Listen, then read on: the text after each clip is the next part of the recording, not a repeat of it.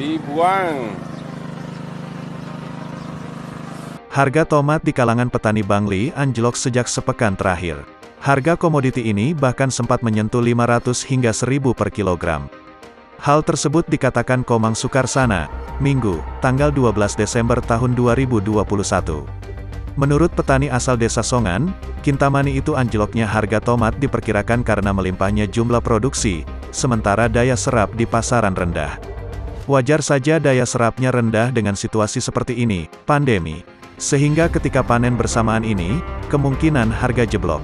Karena antara di hulu dan di hilir tidak seimbang. Begitu kalau feeling Tiang, keluhnya. Sukarsana membeberkan, harga tomat sebenarnya sempat meroket pada 2 bulan lalu. Yakni menembus 8.000 hingga 12.000 per kilogram. Kalau harganya 3.000 atau 4.000 masih wajar. Tapi dari 2 minggu terakhir harga tomat benar-benar anjlok. Itu yang membuat sejumlah petani jadi kecewa sehingga banyak tomat dibiarkan berserakan di kebun, ungkapnya.